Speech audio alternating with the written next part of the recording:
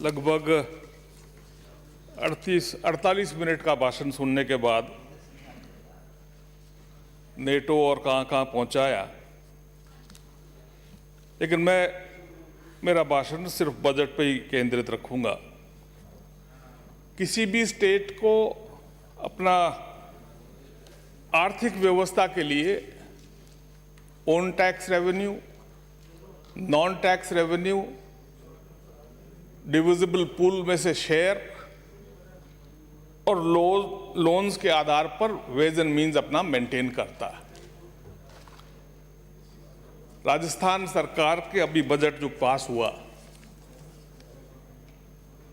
आपको याद दिलाना चाहूंगा 2017 में FRBM पैनल बना था और उसमें गवर्नमेंट डेट्स, स्टेट गवर्नमेंट का डेट की 20% की सीलिंग लगाई और सेंट्रल गवर्नमेंट पर 40% की ग्रॉस स्टेट डोमेस्टिक प्रोडक्ट के आधार पर लगाई। वर्तमान स्थिति अभी क्या है? इस गत बजट में 40% GSDP, SGSDP का डेट शेयर है। कैसे काम चलेगा? एक डेट ट्रैप में स्टेट फंसता जा रहा है और उसके ऊपर गंभीरता से विचार करना चाहिए। ये RBI का डेटा है। हाईएस्ट डेट GSDP रेशियो 2021 में पंजाब का था जो 53.3% और दूसरे नंबर में राजस्थान विराजमान है जहां 42.6%, लगभग डबल, सीलिंग से डबल है। ये बात सही है कि स्टडी इंक्रीज 7.2% का हुआ और 21-22 में 39.8% और वर्तमान 22-23 में 40% में पहुंचने की पूरी संभावना है। डेट लायबिलिटीज 31/3/2019 तक, मुख्यमंत्री जी ने भी कई बार कहा, बहुत से वक्ताओं ने कहा, 3,11,357 करोड़ का कर्ज बीजेपी के शासन तक हुआ। वर्तमान सरकार ने ये चौथा बजट 4 वर्षों में 2,20,675 करोड़ का कर्ज लिया है। 31/3/2023 तक 5,31,050 करोड़ तक लोन का भार 42% बढ़ा है। ये कोई अच्छी फाइनेंशियल मैनेजमेंट की कोई स्थिति नहीं दिखाती। 1991 से 98 तक 9 वर्षों में 13,000 करोड़ का कर्ज लिया था जब माननीय भैरव सिंह जी शेखावत मुख्यमंत्री थे और उस समय हमारे सदन के नेता PCC के शायद अध्यक्ष थे और डिमांड की थी कि व्हाइट पेपर जारी करें। गत 3 वर्षों में जितनी घोषणाएं की हैं वो ध्यान डाइवर्ट करने के लिए जरूर हैं, असफलता छिपाने के लिए बजट भाषण को लोक लुभावना बनाया। घोषणाएं की, लेकिन राज्य की बिगड़ती वित्तीय स्थिति को देखते हुए ये संभव नहीं लगता। 100 गज तो नापते हैं, फाड़ते हैं सिर्फ 1 गज। बातें ज्यादा जोर की करते हैं, लेकिन इसमें कोई फाइनेंशियल एक्यूमेंट दिखता नहीं। 22-23 का बजट अभी 3,46,142 करोड़ का है। इसमें कर्ज का भाग 1,22,818 करोड़ का है, जो कि 1/3 से अधिक, 35.5%। कर्ज लेकर वॉल्यूम बढ़ाएं और बचे हुए 2,23,364 करोड़ में से ओन टैक्स रेवेन्यू 98,294 करोड़ और 50 शेष जो राशि है उसका 50% हिस्सा GST का है। GST को अध्यक्ष महोदय गब्बर टैक्स कहा जा रहा था। अगर ये राशि, इतना हिस्सा नहीं मिलता और नहीं बढ़ती तो इतना बढ़ा हुआ वॉल्यूम बजट में नहीं दिखा पाते। नॉन टैक्स रेवेन्यू 22,155 करोड़, कुल 1,20,448 करोड़ का भाग है, वो एक बहुत बड़ा पार्ट हो जाएगा। सैलरी में लगभग 60,000 करोड़, पेंशन में 25,478 करोड़, इंटरेस्ट रीपेमेंट में 28,838 करोड़, 1,14,316 करोड़ ये नॉन प्रोडक्टिव एक्सपेंडिचर है। इसके ऊपर कोई एसेट निर्माण नहीं हो रहा। स्टेट का खुद का एक non tax revenue 1,20,000 crore, state का शेयर 39,211 करोड़ सेंटर से, और ग्रांट है 45,338 करोड़। केंद्र से 94,529 करोड़ रुपए मिले हैं, जबकि स्टेट का खुद का राजस्व प्राप्तियां और राजस्व भिन्न प्राप्तियां 1,20,04,48 करोड़ ये अगर मार्जिन हटा लें, देखें गैप कितना है, तो स्टेट के पास कुछ रहता ही नहीं है। पूरे बजट में divisible pool state finance commission तय करता है। पहले 28% था। माननीय अटल बिहारी जी वाजपेयी जब भारतीय जनता पार्टी के एनडीए सरकार के मुखिया रहे तो 32.5% किया, और नरेंद्र भाई मोदी के मुख्य प्रधानमंत्री बनने के बाद आज डिविजिबल पूल में 42% हमको राशि मिल रही है। और सेंट्रल स्पॉन्सर्ड स्कीम्स कम करने के कारण केंद्र से राशि जरूर कम हुई है, उसमें मैचिंग ग्रांट स्टेट को देना पड़ता है। और हर एक बात के लिए केंद्र को चिट्ठी लिखिए कि ये बजट से कर लेंगे, केंद्रीय प्रोजेक्ट इसको बना लें। चाहे ईस्टर्न कैनाल का मामला हो, चाहे और किसी का, हर एक चीज केंद्र पे डालनी है तो फिर 42% डिविजिबल पूल में नहीं रह पाएगा। आपको पूरी कंट्री रन करनी है और उस आधार पर सोचें कि कैसे होगा। अब इरिगेशन है, इरिगेशन में इंटरेस्ट स्टेट रिवर्स को लिंक करने की बात है, शेयर्स निर्धारित करने की बात है, तो स्टेट लिस्ट में से कंकरेंट लिस्ट में इस सब्जेक्ट को डालना पड़ेगा, तब जाके इस समस्या का समाधान होगा। आज धारा 370 हटने के बाद पंजाब, अनडिवाइडेड पंजाब का पहले समझौता था, पंजाब के मुख्यमंत्री और जम्मू एंड कश्मीर के गवर्नर, उनके बीच में एक समझौता साइन हुआ। जो एक डैम था जिसका निर्माण पूरा नहीं हुआ था, उसका निर्माण चालू हो गया। 40,000 क्यूसेक पानी हमारा उसमें से मिलेगा जो डिविजिबल पूल में आएगा। उसमें 52.52% आईजीएनपी का हिस्सा है, राजस्थान का हिस्सा है। आज जितना पानी मिल रहा है लगभग उससे अधिक पानी, उतना ही पानी हमारे को और मिल जाएगा। इंफ्रास्ट्रक्चर डेवलप करके डैम के निर्माण के साथ में हम उसको यूज कर सकें। ये फीडर मेंटेनेंस हो रही है, पहली बार रिपेयर हो रहा है, 2 किलोमीटर तो कच्चा ही था, लेकिन इसमें कैपेसिटी और बढ़ानी चाहिए ताकि 52.52% आपका जो शेयर है वो जब मिले तो आप उसको हैंडल करने की स्थिति में, लेने की स्थिति में आ जाए। दुख के साथ एक लिखना पड़ता है, मुख्यमंत्री जी कम से कम इसमें एक चीज तो लिखनी चाहिए थी कि करप्शन में रोज न्यूज़पेपर में पढ़ते हैं खूब पकड़े जा रहे हैं, लेकिन करप्शन को कर्ब करने के लिए एक्ट में आप क्या क्या अमेंडमेंट लाना चाहते हैं। जो रेड हैंडेड पकड़ा गया है उस कर्मचारी या अधिकारी को डिसमिस करने के सिवाय और क्या रह जाता है।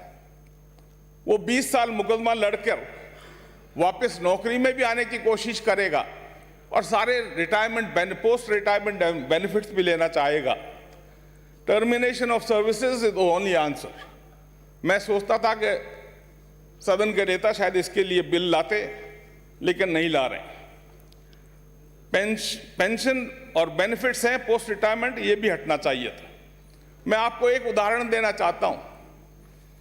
छत्तीसगढ़ में एक पटवारी पकड़े गए जिन्होंने सरकारी जमीनों की रजिस्ट्री करवाई, और रजिस्ट्री करवाने के बाद में जब एसीडी के माध्यम से पकड़े गए,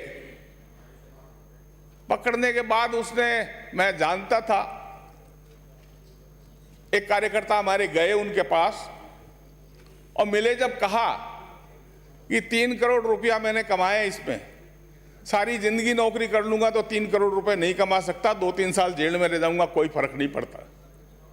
ऐसी अगर नियत स्थिति किसी की हो तो वास्तव में एक्ट में इसमें चेंज करना पड़ेगा, अमेंडमेंट्स करने पड़ेंगे। इसमें सभी साथ देंगे, कौन मना करेगा। गबन के केसेस में ऐसे मैंने तो अभी 15 दिन पहले ही एक लिखा है पत्र, एक फाइनेंशियल एडवाइजर, उस पद के आदमी ने एक आईएएस के द्वारा नॉट रिफंडेबल लिखा, नॉट पर व्हाइट लाइनर से हटा दिया। एडिशनल चार्ज दूसरे पद का भी था, वो फाइल आई, उस समय उन्होंने लेके और रिफंड करोड़ों की राशि कर दी। अब ऐसा अगर कोई करता है और आज भी सर्विस में है तो आगे भी कोई निहाल करने वाला नहीं। सख्त कार्रवाई करनी चाहिए। और यहां तक कि मैं तो यहां भी निवेदन करना चाहूंगा कि गवर्नमेंट की स्वीकृति कन्विक्शन के लिए, केस करने के लिए, उसकी आवश्यकता भी नहीं पड़नी चाहिए।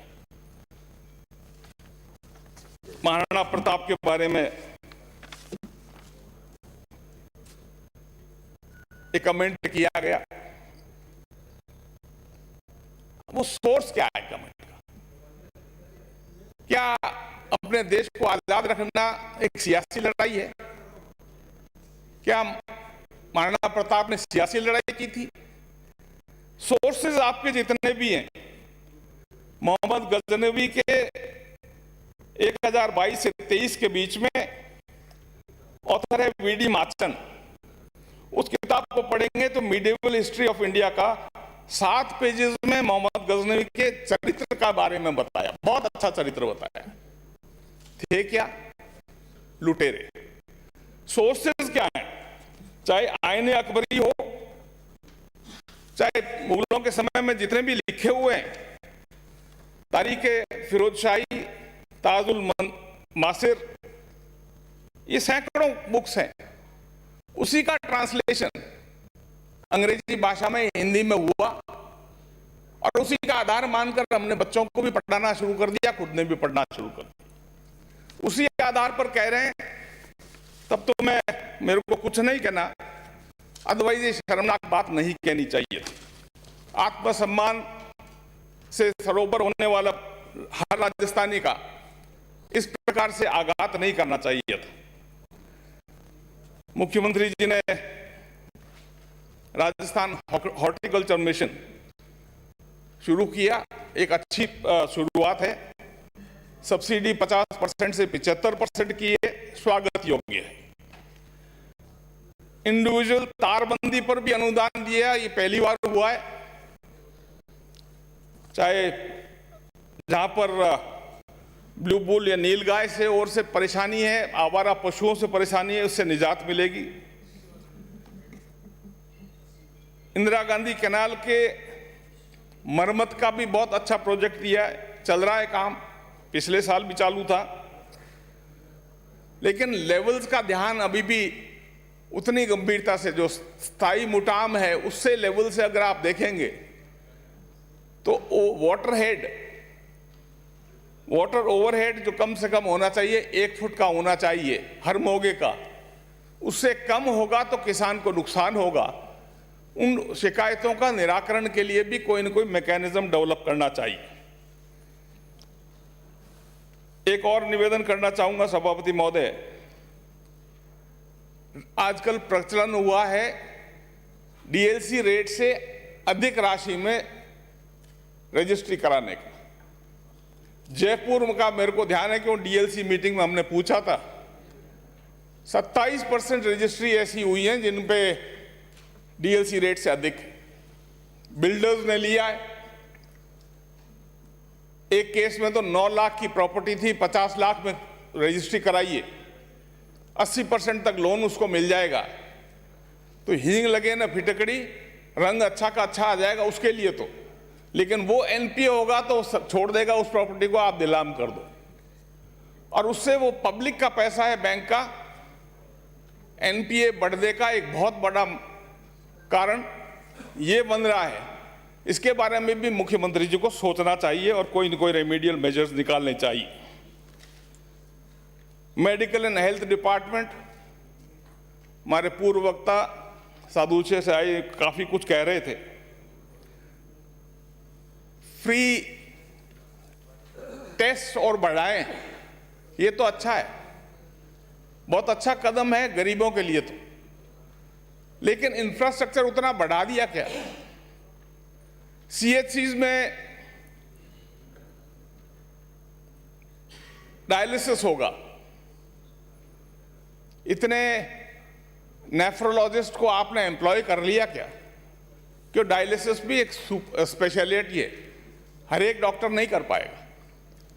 वो एम्प्लॉयमेंट का उतने अवेलेबल हैं क्या डॉक्टर्स?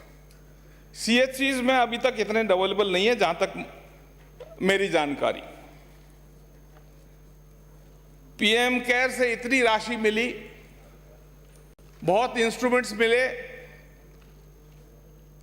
ऑक्सीजन प्लांट्स भी मिले, उसका कम से कम इंटरनल ऑडिट या एजी ऑडिट तो करवा लें, ताकि जहां जहां पे उपयोग में नहीं आ रहे हैं उनकी जानकारी पूरी मिले।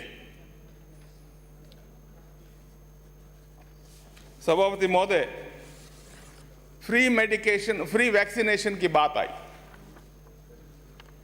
वैसे तो medical and health state subject है, प्रधानमंत्री जी को कम से कम धन्यवाद तो देना चाहिए था इस बजट के माध्यम से कि करोड़ों वैक्सीनेशन राजस्थान में लगे और फ्री लगे। पैसे वाले तो फ्री भी ले लेते, रिएम्बर्सेबल जिसका है वो भी अपने सर्विसेज अवेल कर लेते, लेकिन उस गरीब के बारे में सोचा है प्रधानमंत्री जी ने, उनको धन्यवाद तो देने की स्थिति में आते। जितना राजनीतिकरण कैंप्स के माध्यम से राजस्थान में हुआ है, किसी भी हिंदुस्तान के किसी भी स्टेट में नहीं हुआ है। अब इसके बारे में ज्यादा तो मैं नहीं कहना चाहूंगा, इतना ही कहना चाहूंगा कि एक मैकेनिज्म ऐसा भी डेवलप करें। अभी यूक्रेन में ज्यादातर टेक्निकल साइड के बच्चे पढ़ने टेक्निकल साइड में जा रहे हैं और हाहाकार भी मचा हुआ है। एक एक बच्चे को 20 से 25 लाख रुपए देकर एडमिशन यहां पे कराने की जो स्थिति में नहीं है, और बच्चा ब्रिलियंट है तो वो बाहर एडमिशन कराने की कोशिश करता है। इस फीस मैकेनिज्म को रेगुलेट करें। पीजी में अगर किसी को एडमिशन लेना है 2.5 से 3 करोड़ रुपए की फीस लगेगी, under hand and over hand what ever it is. और उस स्थिति में यहां पे आपको पीजी स्टूडेंट्स की कमी रहती, बाहर से पढ़ के आएगा तो बाहर की कंट्रीज को लाभ मिलेगा। सैकड़ों करोड़ अरबों रुपए प्रतिवर्ष इस फीस के माध्यम से बाहर जा रहे हैं। अभी ये संजीवनी योजना अच्छी है, गरीब को इसका बहुत लाभ मिलेगा। गवर्नमेंट सर्विस में जितने भी हैं उनको आरजीएचएस स्कीम लागू की है, विधायकों के लिए भी यही की है। सभापति महोदय, आप भी विधायक हैं, जो एक्ट से आपको जो प्रिविलेजेस मिले वो आरजीएचएस में नहीं मिल पाएंगे। वहां पे तो जो सूची है, उस सूची के जो मेडिसिन है वही उस दुकान से मिल पाएगी, दूसरा नहीं मिलेगा। और रिमेनिंग मेडिसिन का किस आधार पर वो रिएम्बर्स कराएंगे, ये अभी तक आपकी स्कीम है वो बोल नहीं रही है। इनमें जो एनोमलीज हैं इनको दूर करना पड़ेगा, तब जाकर अतिरिक्त जो दवाइयां लिखी गई हैं जो लिस्ट में नहीं है।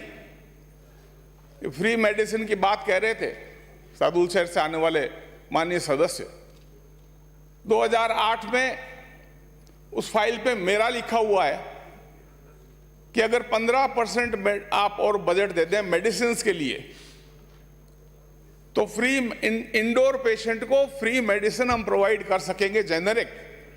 और उसके अतिरिक्त जो अगर थर्ड जनरेशन फोर्थ जनरेशन का जो एंटीबायोटिक्स है या दो जेनेरिक में नहीं आ रहा है, उसको बाजार से लेने की वो पेशेंट को जरूरत पड़ेगी।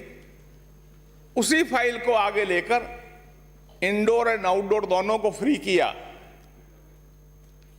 हमने यहाँ पे एसएमएस में और मेडिकल कॉलेजेस में टेंडर्स किए जेनेरिक मेडिसिन के, तो 140% की कीमत में कमी आई, उससे हम अधिक सेवा कर सके।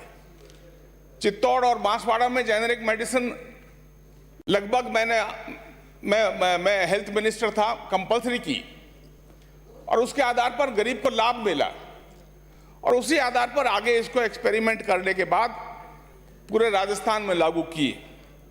लेकिन टेस्ट कराने की अगर आप स्वयं सभापति महोदय जाकर एसएमएस में देखेंगे, इतनी लंबी लाइन है जिसकी कोई इंफ्रास्ट्रक्चर डेवलपमेंट होने से पहले ये अनाउंसमेंट करना ये समझ से बाहर है। प्रशासन शहरों की ओर, प्रशासन तो पूरा शहरों की ओर ही घूम रहा है। स्टेट टाइम का पट्टा हो या एंसेस्ट्रल है उसके वारिसे के नाम से करना हो, 2-2 साल का समय लग जाता है। अब वो क्यों लगता है, उसके कारण अलग अलग हो सकते हैं।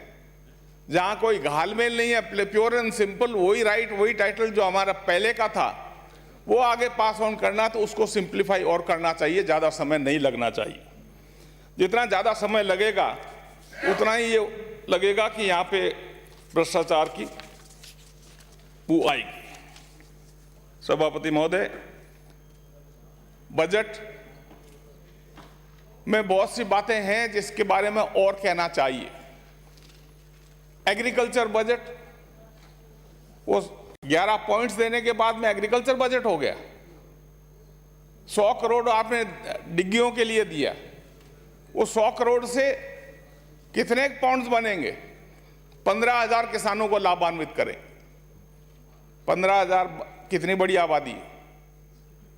सोलर के बारे में silent, solar pumps agriculture side में दिए जाएं, उसको सब्सिडी बढ़ाई भी जाए, क्योंकि अब अधिकांश जगह तो इतना ओवर एक्सप्लॉयटेशन हो चुका है जहां पर ज्यादा गुंजाइश नहीं है। लेकिन जहां पर पानी उपलब्ध है वो स्टडी करके वहां पे कहें तो पर कैपिटा जो एक्सपेंडिचर लाइन ले जाने में और सर्विसेज पहुंचाने में, उससे ज्यादा सस्ता सब्सिडी देकर सोलर पंप से लाभ पहुंचाया जा सकता है। डिग्गियों का पिछले साल का और उससे पिछले साल का भी भुगतान मेरे ख्याल से इस साल हुआ है, अभी फरवरी मार्च में। आगे आने वाले जो बजट में उसका भुगतान कब होगा भगवान जाने। ये इसलिए मैं निवेदन करना चाहूंगा कि प्रधानमंत्री जी को धन्यवाद एक सदन प्रस्ताव के माध्यम से लाए ताकि फ्री वैक्सीनेशन किया है, उसके लिए उनको धन्यवाद दिया जाए। प्रधानमंत्री जी को धन्यवाद दिया जाए। आपने समय दिया, इसके लिए आभार प्रकट करता हूं। धन्यवाद।